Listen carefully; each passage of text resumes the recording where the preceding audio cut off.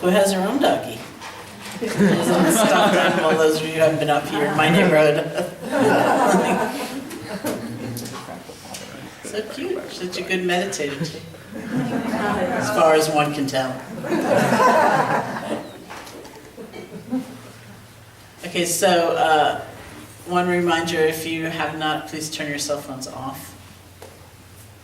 Although if anyone's rings, we will send loving kindness to whomever is calling, as well as the owner.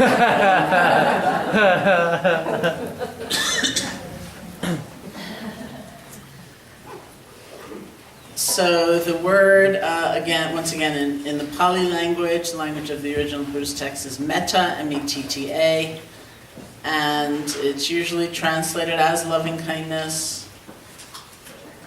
You can, if you want, actually pursue each of those four qualities separately: loving kindness, compassion, sympathetic joy, and equanimity. The meditations are pretty similar, but they're also a little different phrases, different sequence, or more commonly, we take one vehicle, usually the vehicle of loving kindness meditation, and we practice all four within the one. So that's what we're going to do.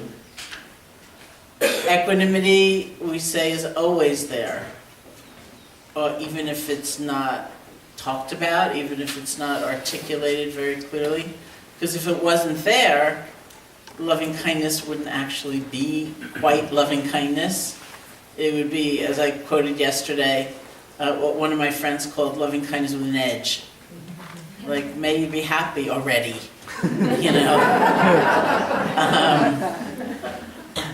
And so too with compassion and sympathetic joy, they would get, as easily they could, because of all of our other conditioning, somewhat distorted into another thing without the presence of equanimity. So we're going to sit now, and I'll guide you through a loving kindness practice that also brings in some elements of compassion and sympathetic joy, and then we'll just go on from there. So they say, interestingly enough, the first instruction the Buddha gave about loving kindness meditation is sit comfortably. That's a relief, I guess. Sit comfortably. Just be at ease. It means sit comfortably physically. Don't struggle to hold a posture if you're uncomfortable. It also means sit comfortably emotionally. You don't have to judge your experience. You don't have to get down on yourself. Just let the practice progress. Let it guide you. Instead of feeling, oh, I've got to, love myself totally before noon. Just sit comfortably. Let's see what happens.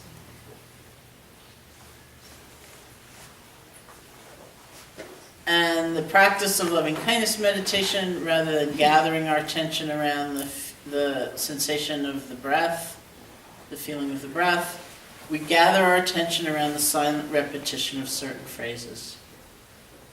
And these phrases are like an offering. We offer them first to ourselves and then to others.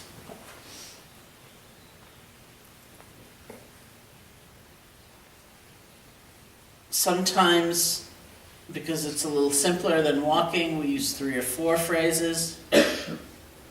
It's really up to you. The phrases have to work for you, so you don't feel you're struggling against them.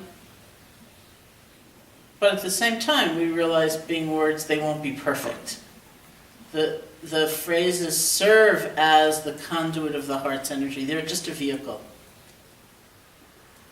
Very common phrases beginning with ourselves would be something like, may I be safe, be happy, be healthy, live with ease. May I be safe, be happy, be healthy, live with ease. This last, may I live with ease, means in the things of day-to-day life, like livelihood and family, it may not be such a struggle. May I live with ease. The feel and tone of the phrase is meant to be like a blessing. It's gift giving. We're giving ourselves this gift. So you can use those phrases or any phrases, 3 or 4 phrases that seem to work for you. And just gently repeat them over and over again with enough space and enough silence so that it's a rhythm that's pleasing to you.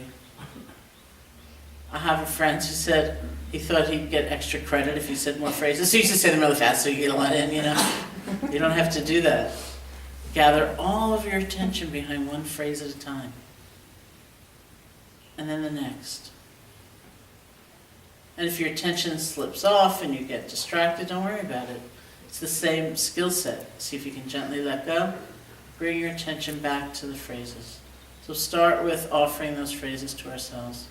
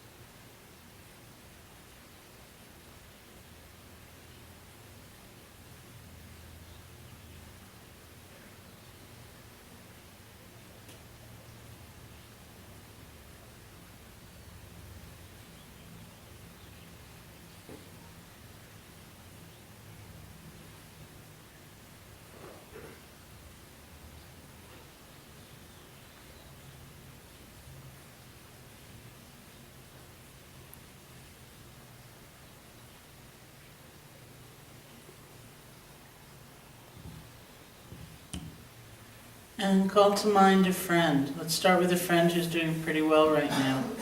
They may not be perfectly happy, but at least in some arena in life they're enjoying success or good fortune. If someone like that comes to mind, you can bring them here.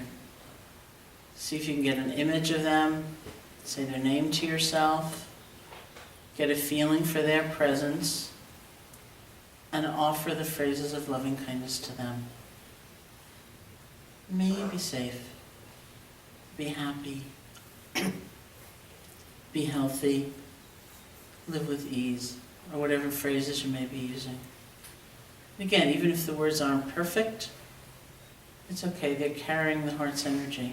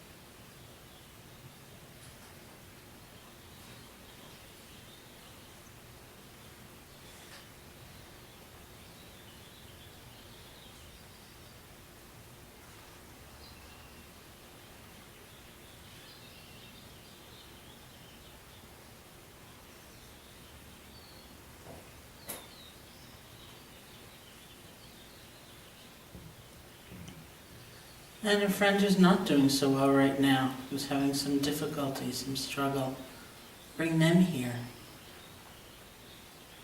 and offer the phrases of loving kindness to them.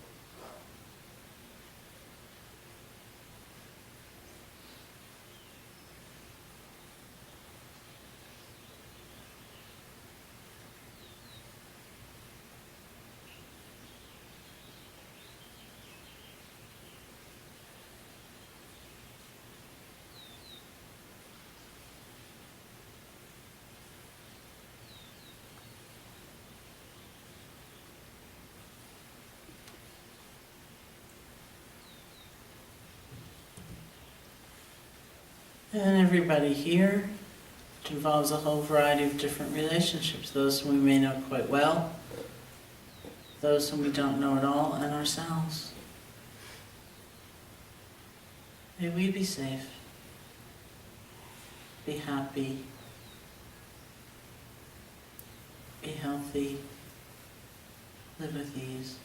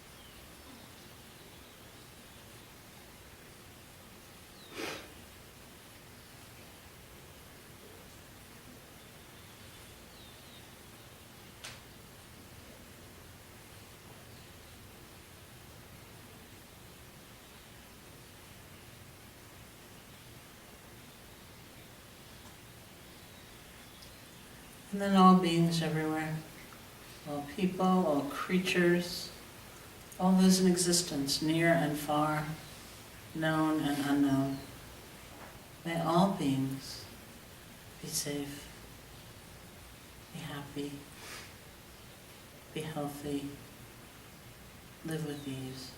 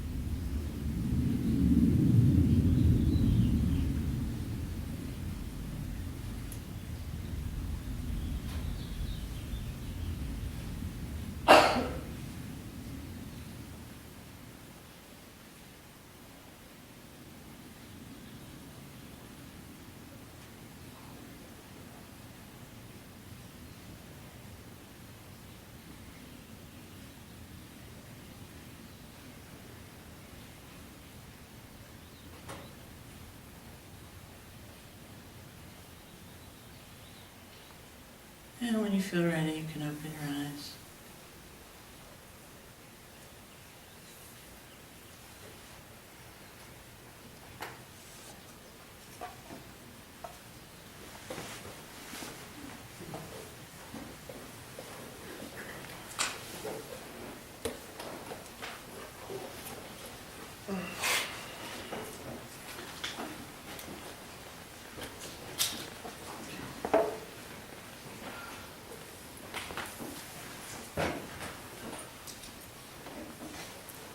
Okay, so I want to say just one thing about the practice and then talk a little bit about sympathetic joy, and then we'll just have time for discussion and questions before we break for lunch. The one thing I wanted to say about the practice also goes somewhat under the topic of equanimity, which is that what I have found through all these years of teaching this, really meditation in general, but certainly almost in an accentuated way, this form of meditation, is that the results people find really tend to manifest in our lives, sometimes long before they manifest sitting formally or formally practicing, even though we all probably would like that great breakthrough experience, to say at like 12:05, I loved myself completely and it was just amazing. More likely, that maybe will happen, but more likely, you will start to see changes in your life. How do you speak to yourself when you make a mistake? Or how are you when you meet a stranger? How much do you really listen? How open-minded are you with somebody that you've previously categorized and nicely tucked the file away? Whatever it might be. And And in the end, that's what we really want, is like we practice meditation to have a change in our lives. So that's the most important thing anyway. But it takes a certain degree of patience, I think, and wisdom in knowing where to look. I mean, it is good to assess whether a practice is giving us anything, whether it's worth pursuing. It's not that good to assess every single moment we're doing it, because then we're not really doing it, we're just assessing. But if you give a practice some time, which is probably a smart thing to do, and just say, okay, I'm going to do this every day for a month, or I'm going to do this every day for 3 months, whatever it might be. At the end of that period, you well might want to see, has this done anything for me? But we need to look in the right place. You know, so instead of saying, well, I never floated in the air, I never had the brilliant burst of white light, I never was engulfed in this warm love, you know, permeating every cell in my body. Don't worry about that. You know, if you're going to evaluate, look at your life and the ways that you may be more present and more able to start over and more interested in others rather than holding such a strong sense of who they are, like I don't have to pay any attention. All things like that. So that's really helpful, and it's a big relief actually, because then we can just have fun, you know, and explore the practice and see what happens, and check out the places, ultimately check out the places where it really counts. So I want to talk a little bit about sympathetic joy, and then this afternoon we'll do compassion and equanimity. Sympathetic joy is a lot of fun, has a quality, and many teachers will say that of these four, sympathetic joy is often the most difficult to develop. Not for everybody, of course. Some people just seem to have it naturally. It's quite amazing, you know, like something really good happens for you and they're so happy for you. And it's such a beautiful trait. I think that's how we can get a sense of what it's really like when we know we're receiving it or not. You know, sometimes something really good happens for you and someone is so happy for you and it feels wonderful. Like they really are giving you a tremendous gift. And other people, you just get the feeling. Like they may be smiling, but you really sense they would be just fine if it fell apart for you. And it feels so bad that somehow the implication is that you've hurt them through your happiness. But of course that's what we feel when we're jealous, any of us. You know, so whereas this quality of sympathetic joy happens naturally for some people, for most of us it's a training. It's actually a training. Because it implies a confrontation with a lot of assumptions that we might be holding. That happiness is a limited commodity in this world, and the more someone else has, the less there's going to be for me. That there's permanence in this world. Like you have everything and you will forever. And I have nothing and I will forever. That I have nothing is an assumption, right? That's what I was talking about yesterday when I was talking about the kind of radical act of a gratitude journal. You know, we can get so lost in craving that we just fixate on what we don't have and really overlook what we do have. So we don't enjoy a lot of appreciation or a lot of gratitude because we're just like one-pointed on what we don't have. Or we're just so distracted, we're not even taking in what we have. And so we feel so depleted, we feel so empty. That's a big assumption, actually.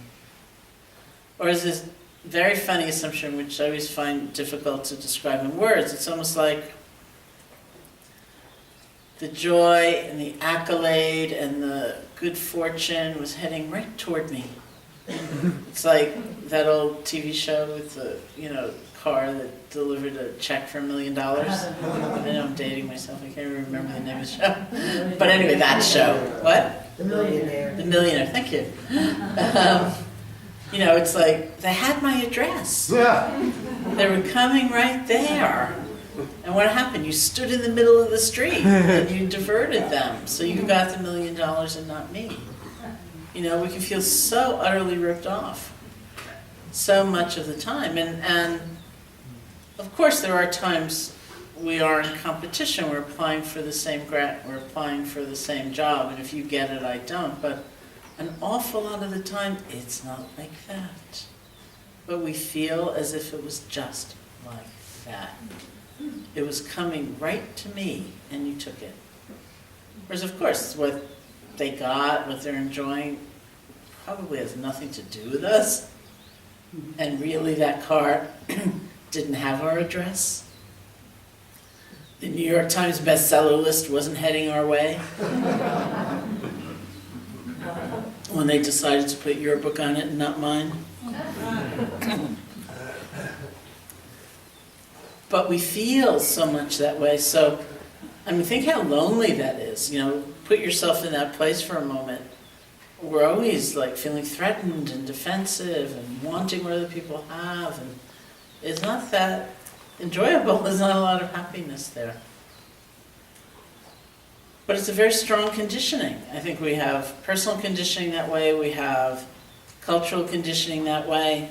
I think, you know, looking at like mainstream media, I think we really live in a time, it's like a culture of disparagement, where we're taught to feel better about ourselves by putting other people down. And there's so many examples of this. You know, I probably used this last year because it was one of my favorite examples where my friend Sylvia Borston and I were watching TV. It was like a long time ago. We were watching the Winter Olympics, and this couple got up and did one of those dances on ice. And then at the end, without missing a beat, the commentator kind of barks, "Lacks artistry." And Sylvia and I were hysterical. It was like, give me a break. They just danced on ice. You know, like that's not an easy thing to do, you know, but it's all about, look how discerning I am, you know. It's like, we hear that all the time. And just recently, somebody made me watch one of those cooking competition shows, which was, I found very hurtful, you know. It's like, they don't say to the, I don't remember which one it was, they don't say to the cook that they're sending away, well, you know, like, that was a great effort, you know, like, your souffle was really good, it lacked a certain something that this other souffle had, or whatever. It was like, take your knives and go. And it was like, oh my God. And it was brutal. It was just brutal. And we take that in all the time. Like, that's an okay way to relate to one another. And contrast that to the truth, which is the interdependent universe. Like, we're not going to make it. We're not going to survive with that kind of sense of separation and self and other. You know, but we hear this all the time. This is a quotation which I'm always trying to source, because somebody told me. I don't know if it's really true. I've never been able to find the source. But I'd love to use it in a book if anyone is like a mad researcher here. They were quoting Auden, who was writing, I guess it was literary criticism, something like that. And he said he wouldn't write a negative review of something. If he didn't like it, he wouldn't review it, because as he put it, supposedly, art has enough enemies. Art has enough enemies. Like, why are we in this race toward enmity? Whether he said it or not, it's a great phrase. And you can see it all around us. That's what we're taught. You'll feel better about yourself. Just disparage that other person. And so it takes a lot to actually break free of all that. But we can do it. To say it's challenging doesn't mean it's impossible. It means it needs some persistence. And we need some persistence and some patience as we explore the dimensions of sympathetic joy, which is really to be happy for someone else's happiness, to realize that nothing's been taken away from me, that life is so variable. Nothing is forever. Do we really begrudge this person this joy that is happening for them right now? Do we want them to only suffer all the time? You know, everyone's life is this mixture of pleasure and pain, whether we see it or not, whether it's revealed to us or not. That's actually the truth of a life. And we will feel much better if we can feel joyous for their happipiness. I used to come back to the Dalai Lama, who I think said it very well. He said it a while ago. It's something like, it only makes sense to feel happiness for the happiness of others, because then we increase our own chances of happiness 6 billion to 1. So how many people are there now? It's like more now, right? So, I don't know, 7 billion to 1. And he said, those are very good odds. So think about that. And it kind of makes it worth exploring this quality and actually confronting those assumptions and getting free of them so that we can actually enjoy the happiness someone else is experiencing. Okay, so do you have any questions or comments about your practice? Anything you experienced in sitting or walking? Anything that's come up for you? Yes? Can you speak about truthfulness and how that affects our intention and our communication, especially with loving kindness? So the question was about truthfulness and how that affects our intention and our communication, especially with loving kindness.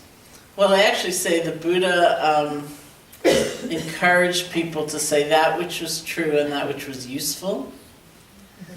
So there's a little bit of a discernment process going on there. So that, again, I think it has a lot to do with skill. We just do the best we can. And understand that even as we try to say that which is true, we also reflect on that which might be useful. That's our basic intention. And that comes back also to, it's what sometimes in Tibetan Buddhism they call spy consciousness. It's like a little part of our awareness tuning into what we most want from a conversation. And that will help, I think, determine the contours of the honesty and the usefulness. So what do we want? Do we want to be seen as correct, as right, as righteous? You know, do we want to help? Do we want to cause enmity between two other people? Do we want to try to bring them together? You know, do we want to find a resolution? Or do we want to have that person fired? You know, it could be anything and so many things, but if we can tune into that, then I think it gives us a sort of map, in a way. You know, so we can say, well, you know, if I disclose that without trying to be very conscious about the language that I use, it will likely have this effect. So is that what I want? And at least then there's a kind of harmony between what we want, what we do or say, and the result. You know, and many times, of course, we see what we want and we realize that's not that good. Yeah. You know, I don't think I'll go down that path. Often because I've been down that path. You know, I've done that and I can do that.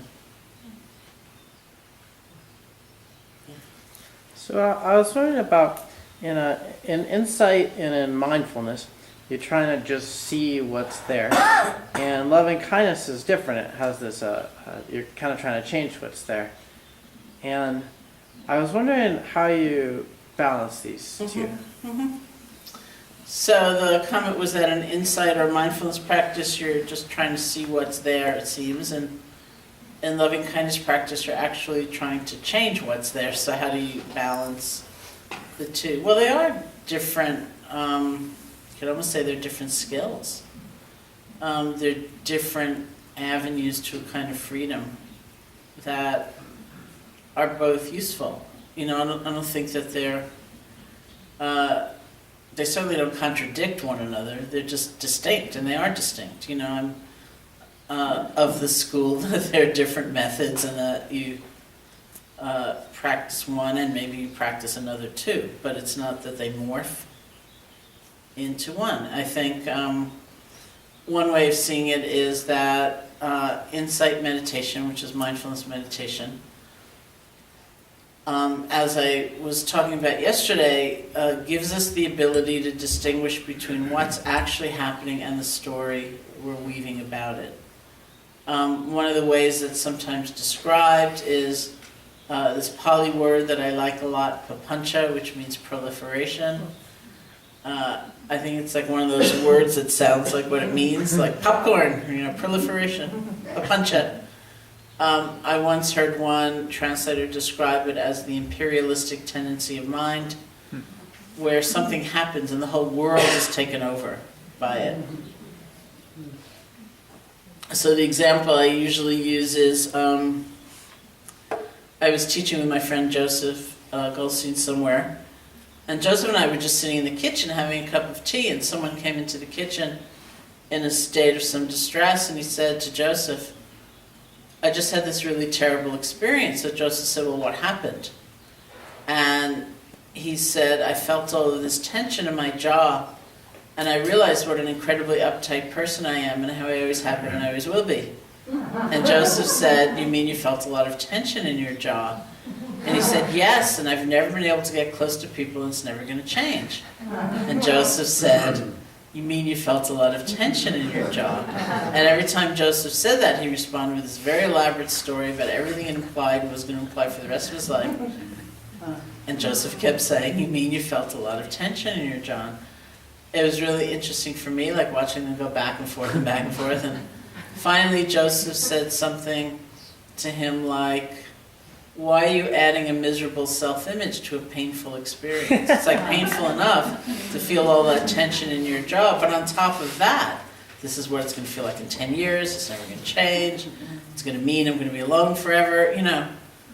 And so we say mindfulness gives us the ability to distinguish between what's actually happening, like the tension in our jaw, and then the story we weave about it. Then we have a choice.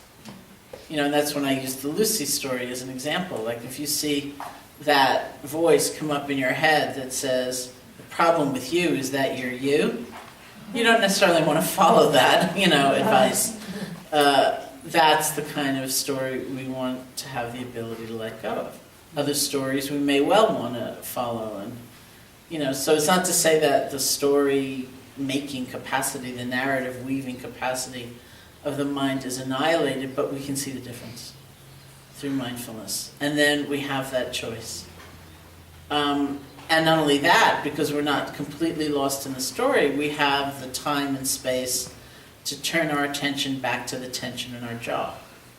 And we can look at that much more clearly and more deeply and understand its changing nature and so on. Its ephemeral nature, even though it seems so solid and permanent, when we really look at it, it's pulsing, it's moving, it's shifting, there's space in there.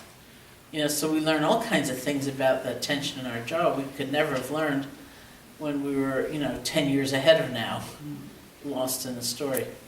So that's kind of the skill set of mindfulness, which is ultimately about that kind of insight.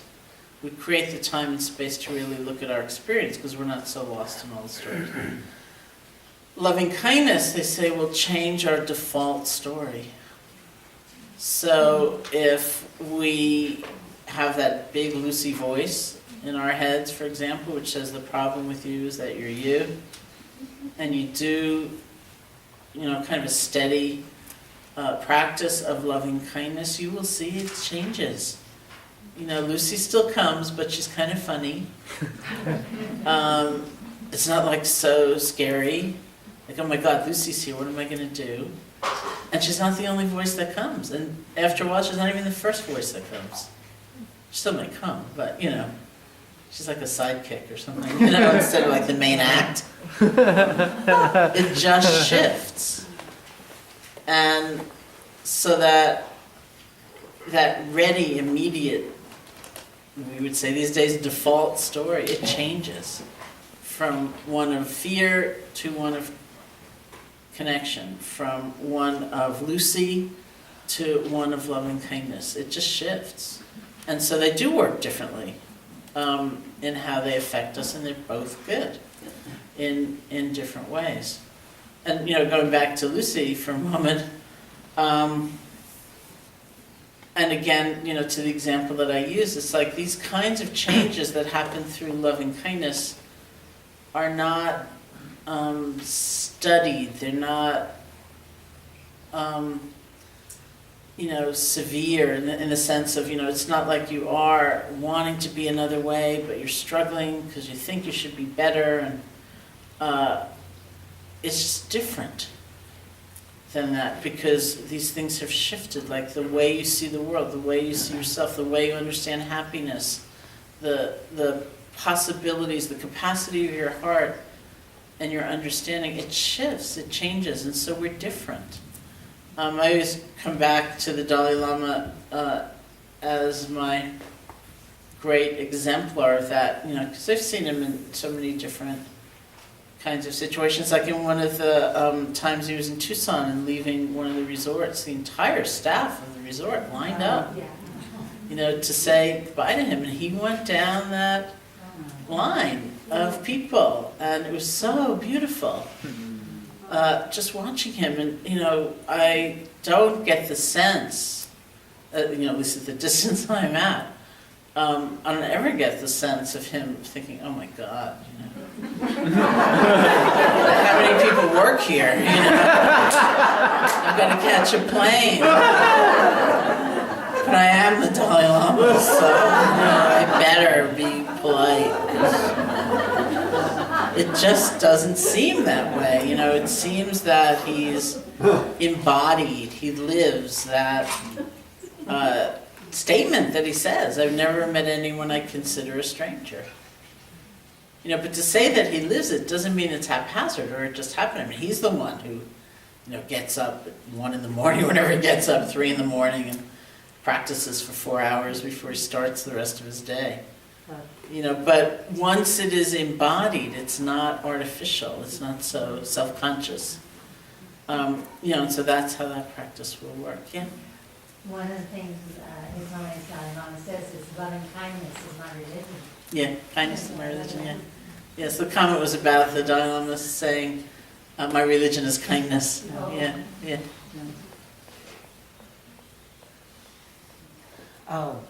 You mentioned a near enemy, far enemy, and proximate causes for loving kindness. Mm-hmm. And what is for sympathy? Okay, yes, thank you. So the near enemy, the far enemy, and the proximate cause for sympathetic joy, and we'll go through the rest this afternoon for them. The far enemy of the far enemy is the complete opposite. It's the state that you would never confuse with the Brahmavihara state. And so again, for those of you who were not here yesterday, the far enemy of loving kindness is aversion, which is anger or fear. The near enemy is attachment. The near enemy is a state that's close enough so that it could be confused, but if you really take a look, they're very, very different. But it takes really a good look to understand that, because it can be confusing. So attachment, in that sense of the near enemy of loving kindness, is maybe best understood as a kind of control. Like, may you be happy by Thursday, in these 15 ways, something like that. Which is close, but it's really different than a freely given gift. Sympathetic joy, the far enemy is jealousy. The near enemy is a little confusing. It is described in different ways. Some texts describe it as giddiness, just kind of exuberance, being happy for no good reason, which I never quite understood. And then Sylvia actually told a story that helped in that, where she was so excited, personally excited over a political outcome of an election, that she went to a shop where the woman who worked in the shop was like an old friend of hers, and was actually extremely despondent. And Sylvia was so caught in her own excitement that she didn't even pick up the state the woman was in. So that was, that made some sense to me. Like, we can be so caught up in excitement or exuberance that we lose sight of what else is going on around. But the other way it's sometimes described makes more sense to me, which is simply comparison, where we're looking at someone's status or position or accomplishment, not for the sake of feeling happy for them, but in order to decide how worthy we are of being alive, basically. And we do that all the time. And interestingly, in the Buddhist psychology, the state of comparing is considered to be like an afflictive emotion or a destructive emotion. It's a painful thing to do. Whatever conclusion you draw from the comparison, when you decide you're better than somebody or worse than somebody or equal to them, it's still a painful thing to do. Because the very act of all that incessant comparing is so restless. It's so aching. I mean, it's, you can't stop. It's like we use this example all the time in intensive retreats, where you're just like sitting and walking and you're silent. And, when you want to compare your meditation practice to someone else's, you're not talking, so you don't have much of a feedback system about how they're doing. So you just kind of, you make it up. And, so we don't know how to measure it, really. So we use measures that might make no difference whatsoever, like did they shift posture during the sitting? So this is the kind of joking example we use all the time in intensive retreat. So you're sitting there and you try to think how well you're doing by thinking of all the people sitting around you, like did they move? Did they move? Did they move? Did they sit still? And you think, oh, I'm better than they are, I'm worse than they are, I'm not the same as them. And then you get to this one person, you think, wow, they moved so early on in the sitting. I'm so much better at meditating than they are. And then you think, but wait a minute. We sat that last sitting together, and then there was a walking period, and I didn't see them leave.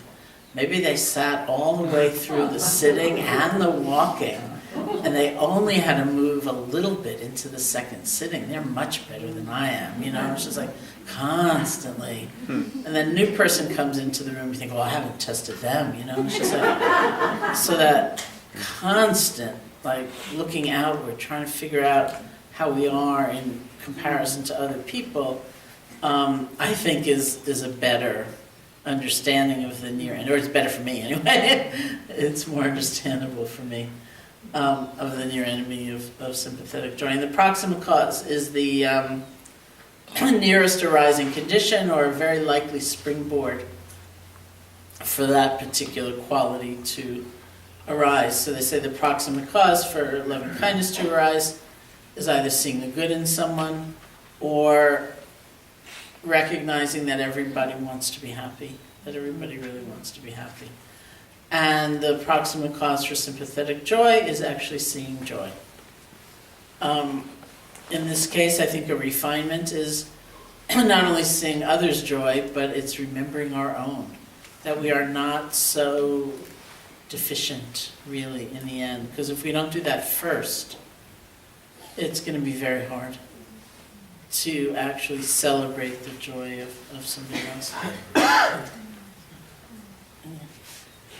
was wondering, for my meditative practice, I have a pitta brain and a kapha body.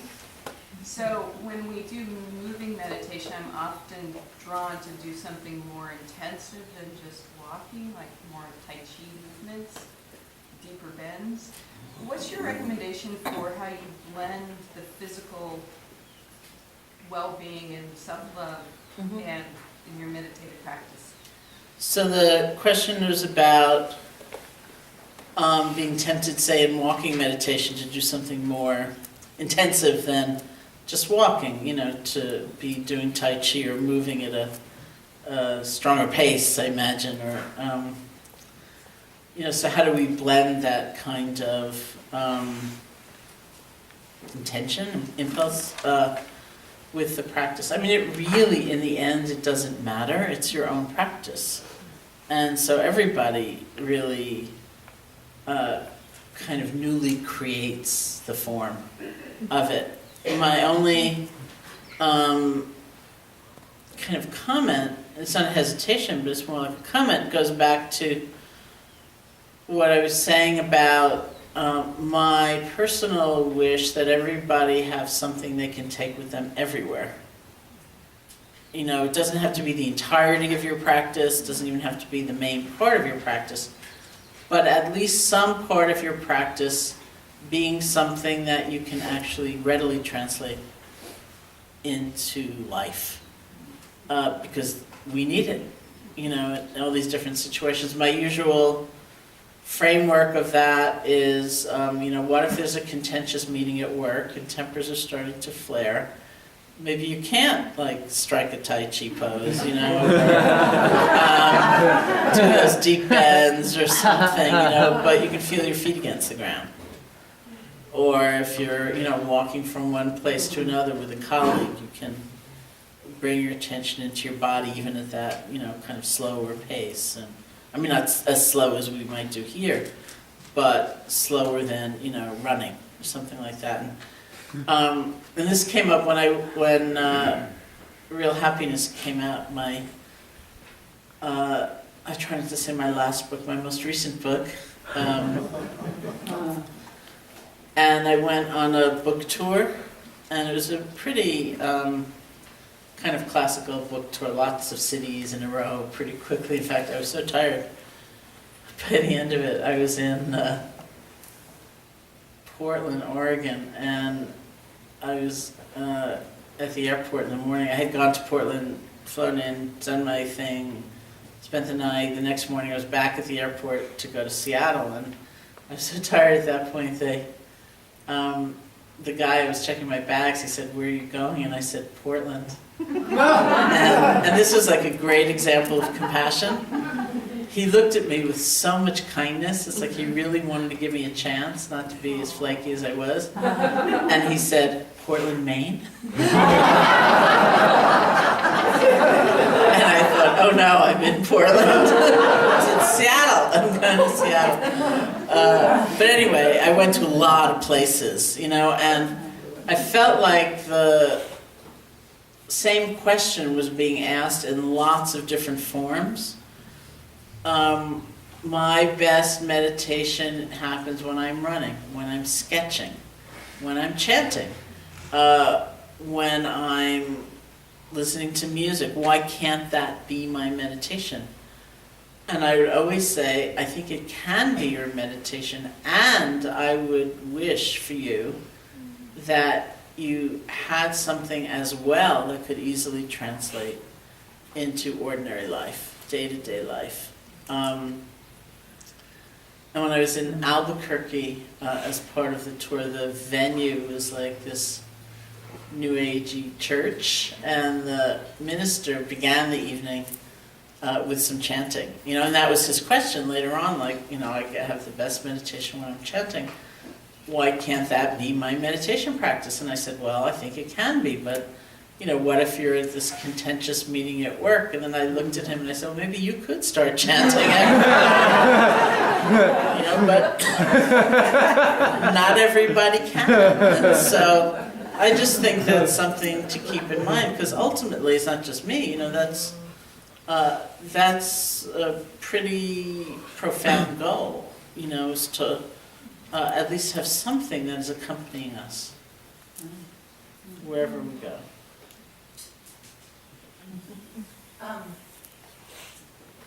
Going back to the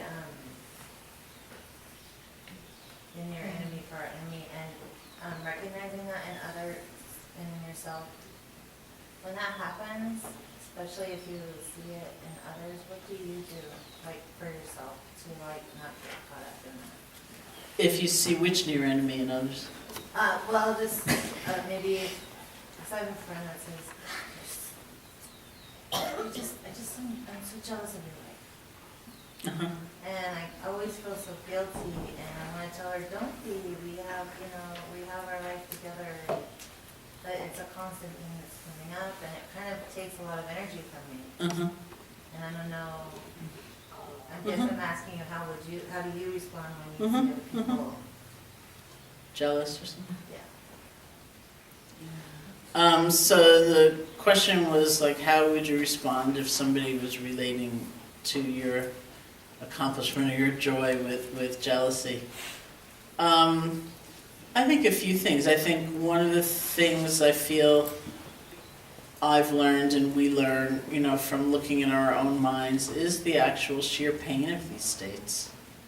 And this, we'll talk about this afternoon, we talk about compassion. It's like, even though we're taught to call them bad or wrong, our own fear, our anger, our jealousy, and so on, the deeper truth is that they're very painful states.